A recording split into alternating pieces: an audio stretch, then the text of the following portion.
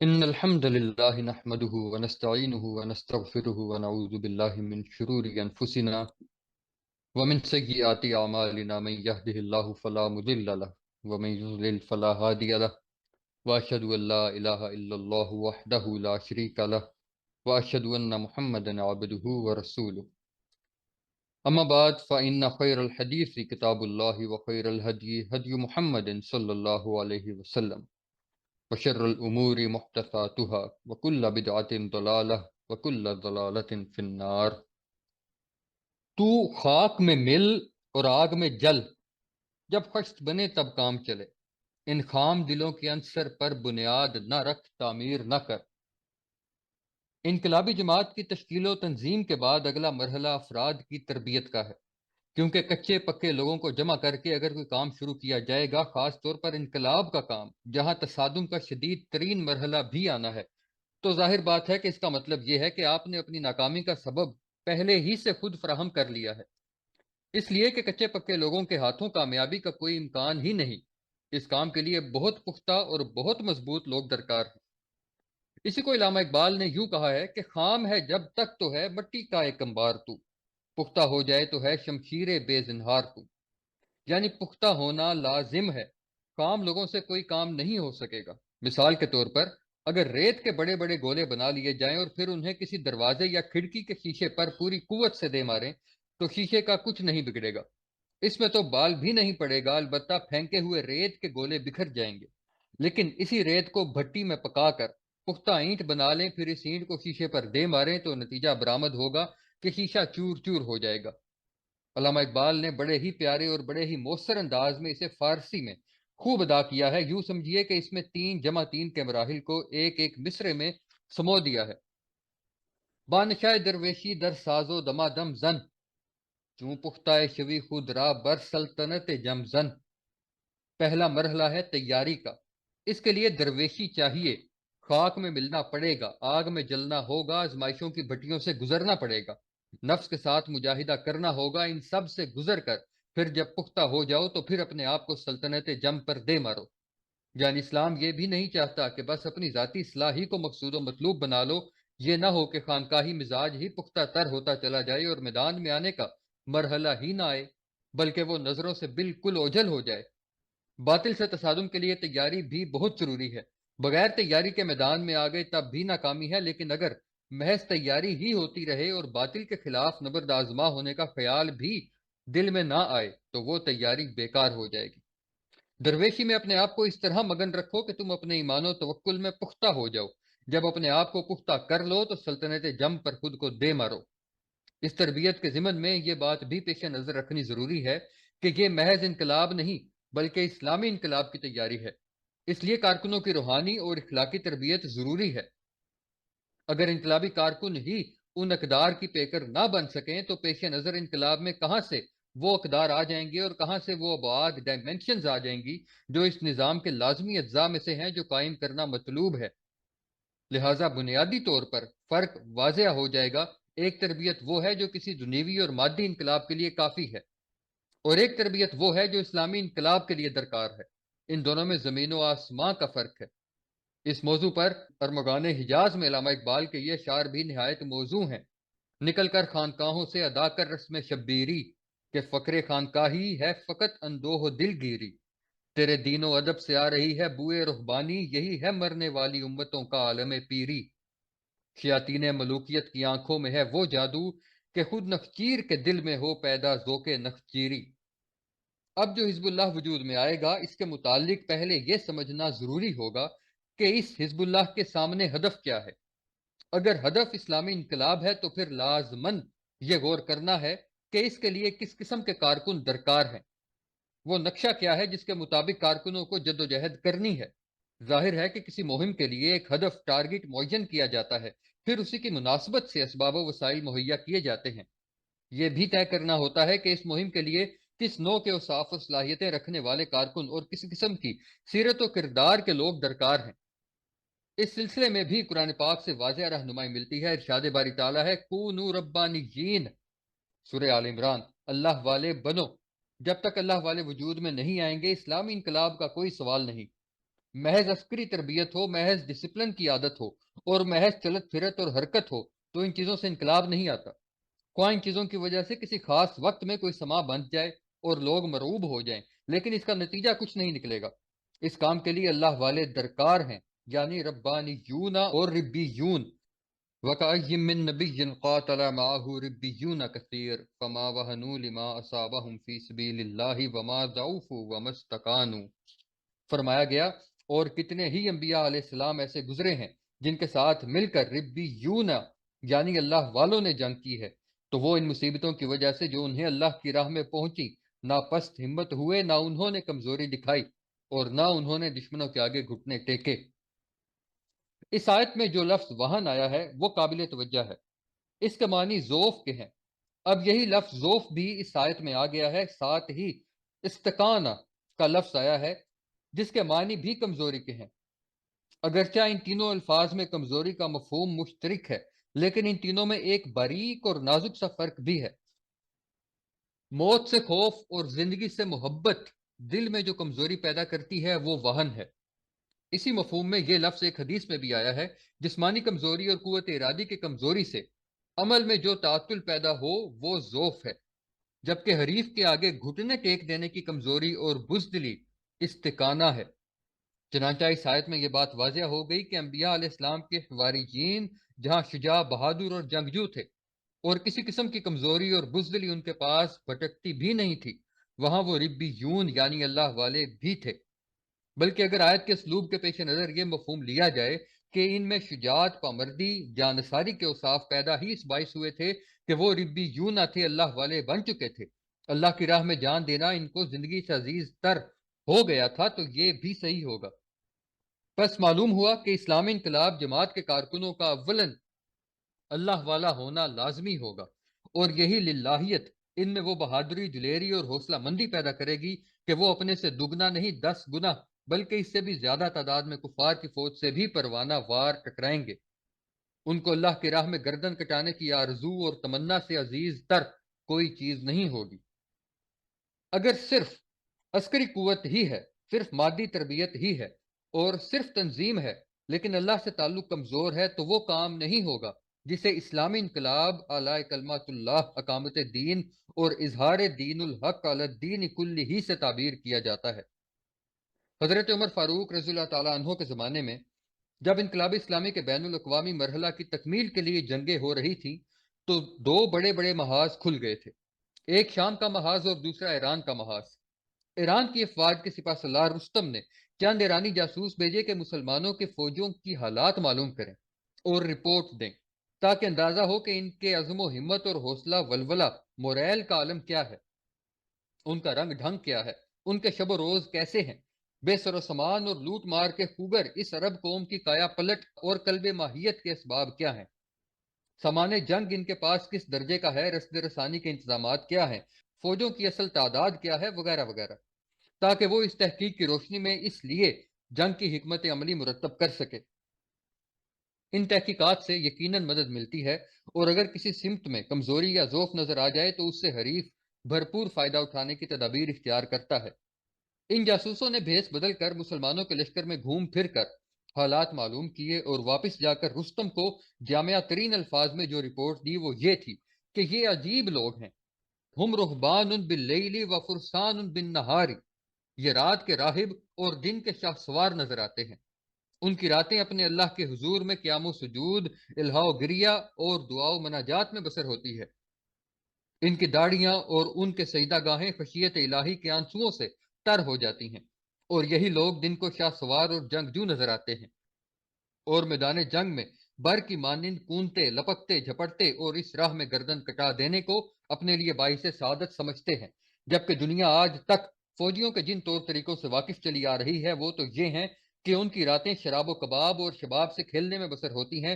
جس بستی یا اس کے گرد و نواح میں کسی فوج کا پڑاؤ ہو جائے تو وہاں کسی جوان خاتون کی عصمت محفوظ رہ سکتی ہے، لیکن وہ ایسے انوکھے، نرالے اور عجوبہ روزگار سپاہی تھے کہ ان کی شخصیت کے یہ دو رخ، رہبان باللیل و فرسان بالنہار، اتنے ظاہر و نمایاں تھے کہ غیر مسلم ایرانی جاسوسوں کو بھی نظر آ گئے۔ تو یہ جو دو متضاد بالکل الٹ کیفیات کو جمع کر دیا گیا ہے، یہ در حقیقت تربیت محمدی صلی اللہ علیہ وسلم کا کمال ہے۔ اس زمانے میں ان دونوں اقسام کے لوگ موجود تھے۔ شام و فلسطین کے علاقوں میں راہب اور راہب خانے بڑی کثرت سے موجود تھے۔ ایران اور روما اس وقت کی دو عظیم ترین سلطنتیں تھیں، اور ان کے درمیان وقفے وقفے سے سال ہر سال تک جنگوں کا سلسلہ جاری رہتا تھا۔ چنانچہ ایرانی راہبوں اور ان کے روز و شب کے معمولات سے خوب واقف تھے۔ بحیرہ راہب کا نام سب نے سن رکھا ہے، جس نے حضور صلی اللہ علیہ وسلم کو بچپن میں پہچانا تھا۔ جب آپ صلی اللہ علیہ وسلم اپنے چچا ابو طالب کے ساتھ ایک تجارتی قافلہ میں شامل ہو کر شام تشریف لے گئے تھے کہ آپ صلی اللہ علیہ وسلم نبی آخر الزماں ہیں۔ اندازہ کیجئے کہ اس راہب کا کتنا علم اور کتنا فہم ہوگا۔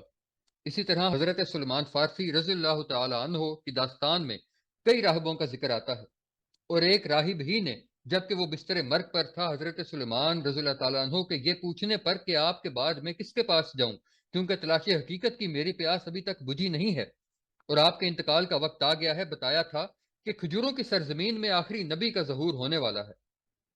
اس طرح ایرانی راہبوں سے خوب واقف تھے، اور یقیناً ان میں چند بڑے خدا رسیدہ راہب تھے، لیکن وہ راہب دن کے بھی راہب تھے اور رات کے بھی راہب۔ ان کے ہاتھ میں تلوار کبھی نظر نہیں آئی تھی، اور نہ وہ کسی میدان جنگ میں لڑتے ہوئے نظر آئے تھے۔ اسی طرح ایرانی جنگی سپاہیوں سے بھی واقف تھے۔ اس دور میں سلطنت روما اور سلطنت کسرا کے لاکھوں کی تعداد میں وقت کے اعلیٰ ترین اسلحہ سے لیس اور بہترین تربیت یافتہ عسکری قوت موجود تھی، اگرچہ عرب اس وقت ان دونوں چیزوں سے نابل تھے۔ پھر تعداد کے تناسب کا عالم یہ تھا کہ دور نبوی میں جنگ موتا کے موقع پر مسلمانوں کے 3,000 کے لشکر کے مقابلے میں رومیوں کی 1,00,000 فوج سامنے آ گئی۔ تو ان دونوں مملکتوں کے پاس لاکھوں کی تعداد میں فوجیں ہر وقت موجود رہتی تھی، لیکن مسلمان مجاہدین کا عالم یہ تھا کہ تھمتا نہ تھا کسی سے سیل رواں ہمارا۔ جناب محمد الرسول اللہ صلی اللہ علیہ وسلم کی تربیت کا یہ کمال ہے کہ ان دو متضاد چیزوں کو ایسے جمع کیا کہ آپ صلی اللہ علیہ وسلم کے ساتھی رات کے راہب ہونے کے ساتھ ساتھ دن کے مجاہد اور مرد میدان بن گئے۔ اور جب تک یہ دونوں صاف جمع نہیں ہوں گے، وہ اسلامی انقلاب کبھی نہیں آئے گا جو اصل مقصود ہے اور جو برپا فرمایا تھا نبی اکرم صلی اللہ علیہ وسلم نے۔ تربیت و تزکیہ ہی کے مقصد کے لیے بنو امیہ کے دور میں راہبانہ اور خانقاہی نظام بنا تھا، جو بہت مؤثر رہا ہے، اور اس نے بڑی خدمات سر انجام دی ہیں، لیکن وہ نظام انقلابی کارکن پیدا نہیں کر سکتا۔ وہ نظام اس وقت بنا جب اسلامی حکومت قائم تھی، اگرچہ اس میں ایک خرابی پیدا ہو گئی تھی کہ اسلام کے اس نظام خلافت کا یہ اصول کہ جو بھی خلیفہ بنایا جائے وہ کسی خاندانی اور قبائلی تعلق کی بنیاد پر نہیں بلکہ مسلمانوں کے باہمی مشورے سے بنایا جائے، ختم ہو گیا تھا۔ لیکن بہرحال پوری اسلامی مملکت میں اسلامی قانون رائج تھا، فقہات تھے، مفتی حضرات تھے، قاضی تھے، عدالتیں تھیں، اور اسلام کا پورا دیوانی اور فوجداری قانون رائج تھا۔ حدود اللہ جاری تھی، تعزیرات کا اجرا ہو رہا تھا، قاضی حضرات بڑے بڑے باجبروت خلفاء بلکہ صحیح تر الفاظ میں ملوک و سلاطین کو مدعا علیہ یا شاہد کے طور پر عدالت میں حاضر ہونے کے پروانے جاری کر دیتے تھے۔ حکومت کی سطح پر زکوٰۃ، عشر اور خراج کی تحصیل و تقسیم کا انتظام موجود تھا۔ معاشی ناہمواری اور فرق و تفاوت بہت کم تھا۔ اللہ تعالیٰ کی حاکمیت مطلقہ کو اٹل اصول نہ صرف تسلیم کیا جاتا تھا بلکہ اس دائرے کے اندر اندر قانون سازی ہوتی تھی جو اللہ تعالیٰ نے حیت اجتماعیہ کی ثوابدید پر چھوڑ دیا تھا۔ ان حالات میں انقلابی طرز و نوعیت کی جدوجہد کی ضرورت ہی نہیں تھی۔ وہاں جو تربیت درکار تھی وہ یہ تھی کہ اچھے مسلمان وجود میں آئیں، خدا ترس لوگ معاشرے میں زیادہ سے زیادہ موجود رہیں، ایسے لوگ چشم سر سے نظر آئیں جن کی نگاہ میں دنیا کی حیثیت پرکاہ سے بھی فروتر ہو اور آخرت ہی ان کا مطلوب و مقصود ہو۔ لوگوں میں ایمانت ہو، دیانت ہو، شرافت ہو، ہمدردی ہو، دم سازی ہو، دلوں میں خدمت خلق کا بے پناہ جذبہ ہو۔ یہی وجہ ہے کہ اس زمانے میں مسلمانوں کا نظام تربیت خالص خانقاہی طرز کا بن گیا تھا، جس میں قلوب کا تزکیہ، اذکار و اشغال مسنونہ کی تلقین، لوگوں کی نفسیات کے پیش نظر ان کو مختلف وظائف کی تعلیم جیسی چیزیں شامل تھیں۔ اس لیے کہ پیش نظر انفرادی اصلاح تھی، کیونکہ مقبوضات اسلامیہ میں اسلام کا اجتماعی قانون تو نافذ تھا۔ چنانچہ انقلاب کے لیے کارکنوں کی تربیت کی ضرورت ہی نہیں تھی، کارکنوں کو اس اعتبار سے میدان میں لانے کی حاجت ہی نہیں تھی، لہٰذا انقلابی تربیت اور انقلابی تصورات والا حصہ اس خانقاہی تربیت میں نہیں تھا۔ خانقاہی تربیت کا ہدف کچھ اور ہے، اس کا نتیجہ کچھ اور ہے، جبکہ انقلابی یا مجاہدانہ تربیت کا ہدف کچھ اور ہوگا، اس کا نتیجہ کچھ اور ہوگا۔ جہاں انقلاب کی ضرورت نہیں وہاں وہ خانقاہی تربیت کافی ہے، لیکن جہاں پیش نظر انقلاب برپا کرنا اور غلبہ دین کی جدوجہد کرنا ہو تو ظاہر بات ہے وہاں خانقاہی تربیت کافی نہیں ہوگی۔